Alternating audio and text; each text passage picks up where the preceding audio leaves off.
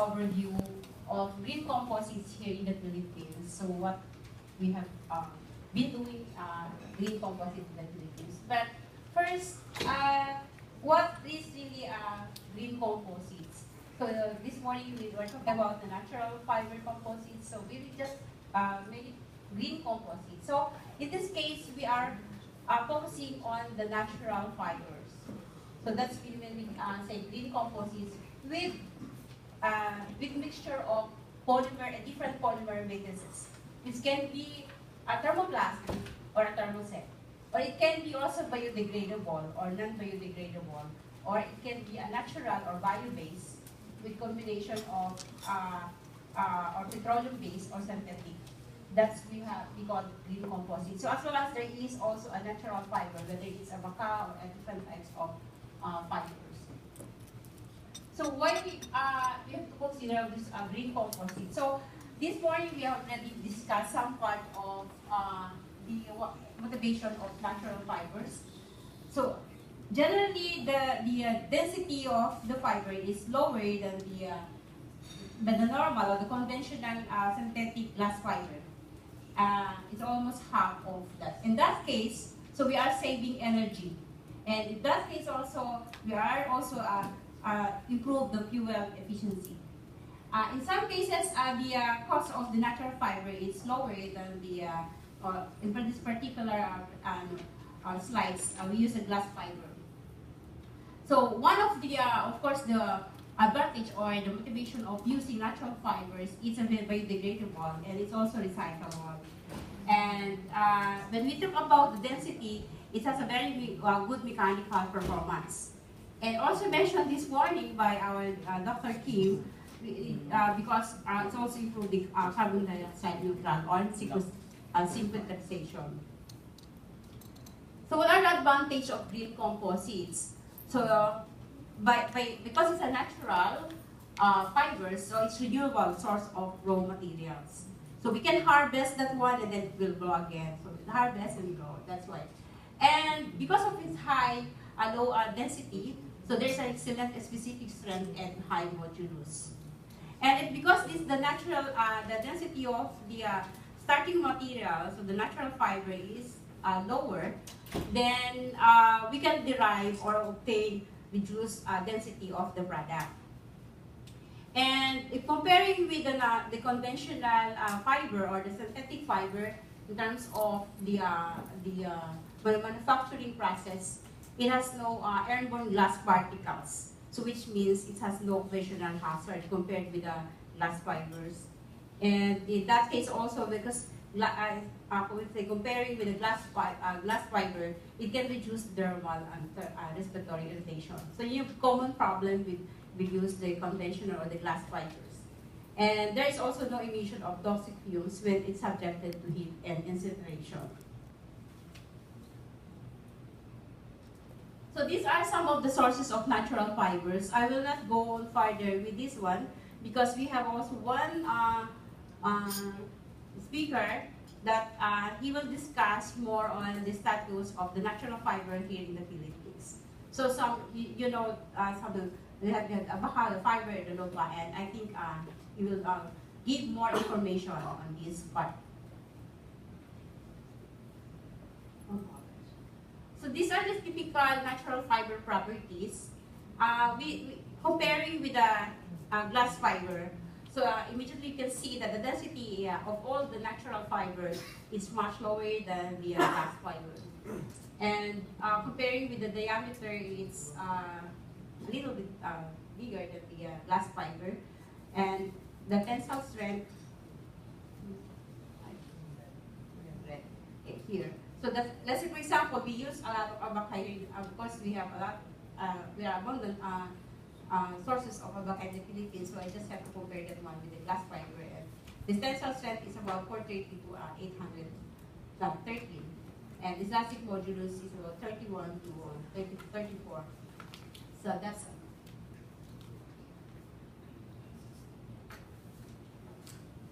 So what are those critical elements of green composite or the natural fiber composite? So I already mentioned that there are a lot of polymer matrices that we can use. And of course, there are a lot of biofibers or reinforcement. A lot of natural fibers exist in the world. And since they are a little more, they have some incompatibility, so we need a surface treatment and fabrication process. So all of them have critical elements of producing a very good green composites or natural fiber composites. Some of these representation I'll discuss what we have done on the surface treatment and some of the fabrications. And I think also Dr. Kim will give more on the emphasis of these two elements. So a little bit information what we have done in here, what we are doing here in ITDI. The process of we usually use compression, extrusion, injection, but thermoforming, we never did it, doing it yet, and RTM, but we do a lot of work also on the BARTM. Of course, some of the the sizes of the fiber, we can use particles like wire dust, and then we can also use short fiber or even long fiber. In our case, for our abaca fiber composite for the roof is we use a long fiber. And then we can change the amount of the fiber from 20 to 60%.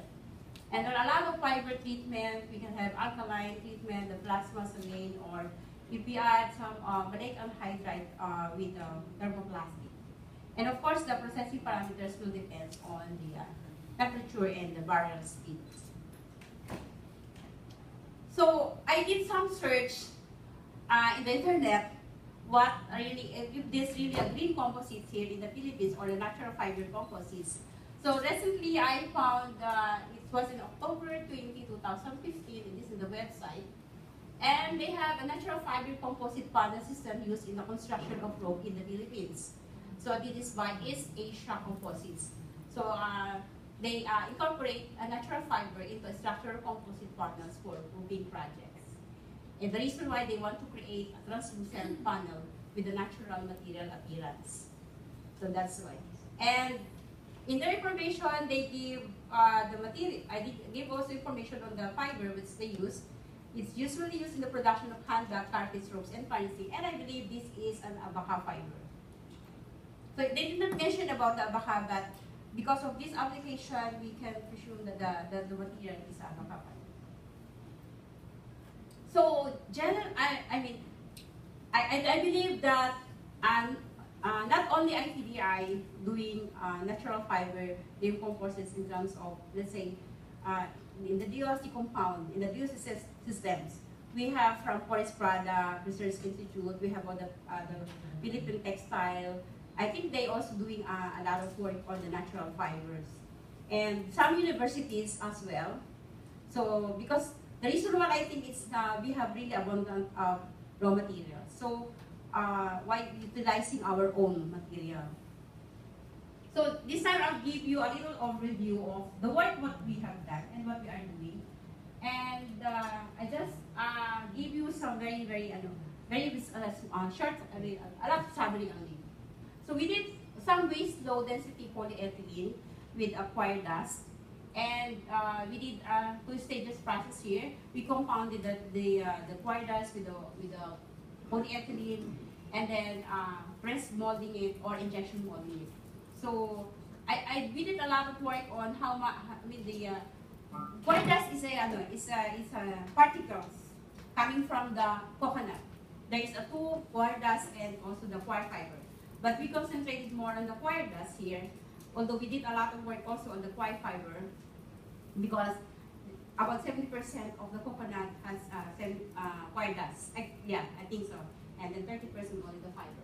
So here, we study the different particle size. So as you can see is here, the lower the particle size also give us the strength of 27 or even modulus. So yun siya yun. So we have here also 30 or 20%, but I just give you only the 40%. So this is the product that we have done using this low density polyethylene with wire dust composites. And then we also try to inject it using this composition. So yun yung ano, talagang color ng coir dust. It becomes a little dark. And the other things that we did are also recycled polystyrene and also coir dust. And then also with different types of thermoplastic, and then also abaca fiber, or this one comparing with the banana fiber. So here, this fiber is almost like even the structure, the plant, looks like a banana or in the family of banana, but the characteristic of their strength is also quite different. So these are the products. So as part of our collaboration with Kims, we concentrated on the soil-based treatment modification of fiber. So we use here the plasma treatment. This is the plasma facilities or apparatus in Korea Institute of Material Science. And this is the sample of the abaca. And then we treat that one using this plasma. We use monomer acrylic acid at a different exposure temperature, time. So this is a low vacuum. So I think Dr. Kim will express more on this one. So to give you some ideas, I'll just concentrate first with the plasma treated abaca fibers. And the matrix is polypropylene. So here we can see that only 10 seconds we can have a very good mechanical properties. So this is the polypropylene without any fiber. You can improve that only with that. In this case, we added only about 20% of the fibers.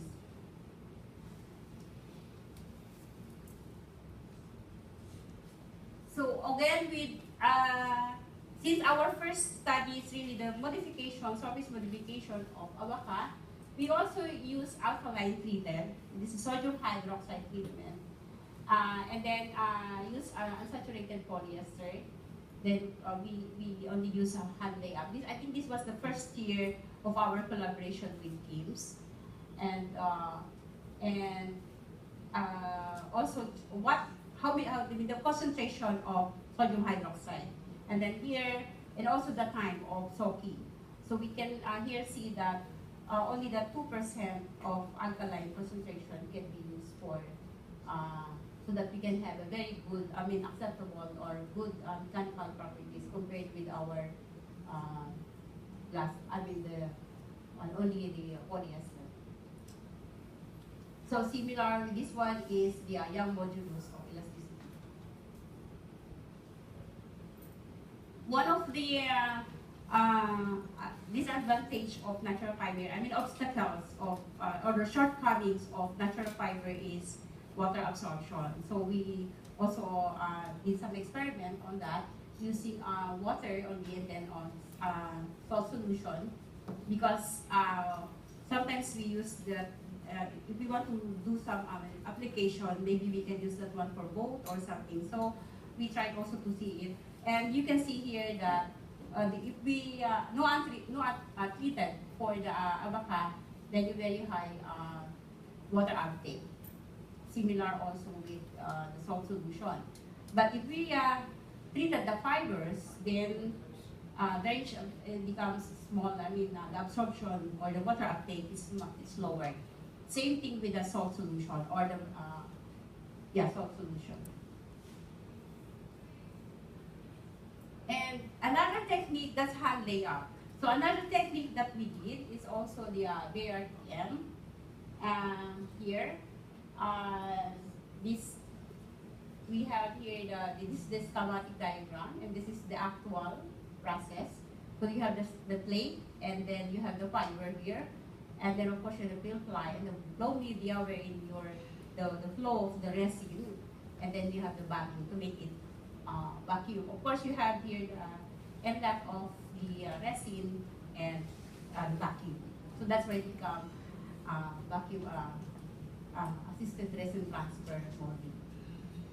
For this experiment, the fiber content for plasma treated is about 30 to 31% by weight. And we also try to do some experiment on double treatment, which is we alkaline treated first and then plasma treated. And because during the alkaline treatment, it sometimes reduce the size of the diameter of the abaca, of the fiber. So that's the reason why the weight is smaller. Although they have the same layer, but it's just because of that. We lost some part on the, let's say, the cellulose, the heavy cellulose during the alkaline treatment, making the surface of the fiber rough. So this is the result for the abaca plasma treated. We use in this case epoxy composites and then BIRTM technique. So this is the tensile. The green one is the no treatment, I mean only the plasma, and then the blue is with a double treatment. So here is exposure time. So we can see that along this exposure, plasma exposure time, then we get good enough tensile strength. And this is the young modulus. So since the young modulus has no good, I mean no significant result difference. So this is the flexural strength of the same property of plasma treated abaca fibers, epoxy composites. Also this is BRPM technique. So here we can also see that one or two exposure time is possible to get a good flexural strength. So same also, we can here the red one is plasma with 2 minutes, and then so it's also improved the water uptake. I think similar also the salt solution. So this combination of the hybrid treatment with the sodium hydroxide 2% and the plasma. So here is the red one. The red line is pertaining to the 2% in the plasma 2 minutes treatment. So its gas also lower, similar to the salt solution. So another, we did some experiment on the, this is the abaca fabric, plasma treated also, but we use unsaturated polyester. We just also process by RTM. So here we can see also that only the 10 seconds in this case also give us high, this is load and extension. So it's not really this is a stress and strain curve. So here is this 20 seconds, I mean, this part. And this is the tensile properties of in that case. So the 20 seconds or the 10 seconds treatment time is also give us a good tensile strength. For the tensile modulus is it seems that no, almost the same. Statistically, they are almost the same. So the same with the flexural is about plasma treated with unsaturated polyester. So that one. So for the distilled water, also I mean for the water uptake, again with the plasma treatment, it also becomes, I mean, we have a lower water uptake. So we did some work on the hybrid of with glass fiber and epoxy composites by BRTM technique. So this means only the abaca untreated, and this is with treated. So this one is the sequence of laying up, but this case we use a glass fiber woven. So we could also improve we just want to see if we hybrid it with a glass fiber.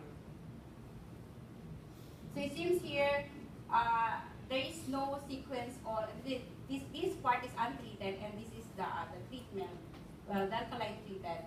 And this the TF or this one is the sequence only of laying up. Let's say the glass fiber and then abaca and then glass fiber, or abaca, or glass fiber, and then the middle, the sandwich, the abaca fiber. And this is also the flexural strength. So here is this sequence is also good. This is treated one, and this is the fiber. This is the epoxy. So we also see the hybrid glass fiber mat epoxy, composite by hand layout, and this is the some of the results. I'm sorry, this is not epoxy. This is unsaturated polyester. So this is the results.